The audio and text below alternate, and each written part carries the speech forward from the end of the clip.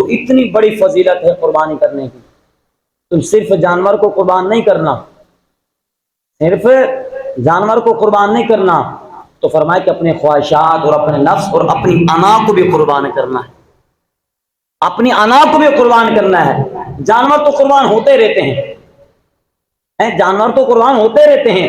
اپنی انا اور اپنے بڑے پن، فرمائے کہ اپنی وہوات، ان ساری چیزوں کو قربان کرنا. اگر ان کو قربان کرے گا تو یہ ساری فضیلتیں، یہ ساری برکتیں حاصل ہوں گی. اگر یہ قربان نہ کرے گا، فرمایا کہ یہ یار محلے والا کیا کہے گا، یار پچھلے سال جانور لائے تھے اس سال نہیں لائے. وڈیرے کو پتہ نہیں کیا ہو گیا، پچھلے سال جانور لے کر آیا تھا. وہ چودھری صاحب کو پتہ نہیں کیا ہو گیا، پچھلے سال تو جانور لایا تھا. فلاں کو کیا ہو گیا، پچھلے سال تو جانور لایا تھا.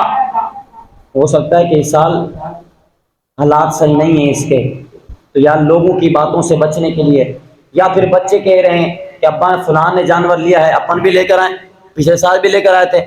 یا بچوں کی باتوں سے بچنے کے لیے، یا لوگوں کی باتوں سے بچنے کے لیے، یا اپنی واہ واہ کروانے کے لیے اس لیے قربانی کر رہا ہے. تو فرمایا کہ تیرا قربانی کرنا کسی فائدہ نہیں، تیرے قربانی کا کوئی فائدہ نہ ہوگا. قربانی کا فائدہ اس صورت میں ہوگا، فرمایا کہ جب تیری قربانی کرنے کا مقصد یہ ہو، کیونکہ اللہ پاک نے واضح طور پر قرآن کریم فرقان حمید میں ارشاد فرمایا ہے کہ لن ینال اللہ لحومها ولا دماؤها ولکن ینالہ التقوی. یہ بات بچوں کے لیے نہیں، لوگوں کی باتوں سے بچنے کے لیے نہیں، واہ واہ کے لیے نہیں، قربانی کس لیے کرنی ہے.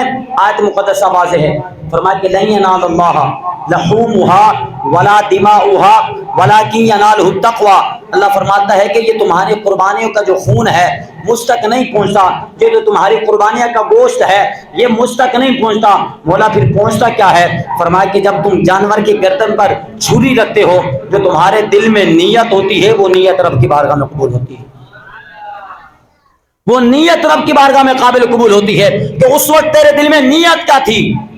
دکھاوا تھا. اس وقت تیرے دل میں نیت کیا تھی؟ بچوں کو خوش کر رہا ہوں. اس وقت تیرے دل میں نیت کیا تھی؟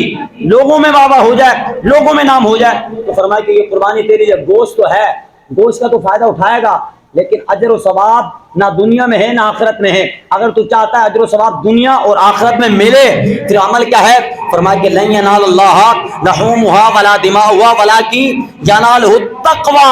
جو تیرا تقوی اور پرہیزگاری ہے، فرمایا کہ وہی رب کی بارگاہ میں قبول ہوتی ہے. اسی کو سامنے رکھ کر جانور کو قربان کرنا ہے، اسی کو سامنے رکھ کر جانور کو آپ نے قربان کرنا ہے.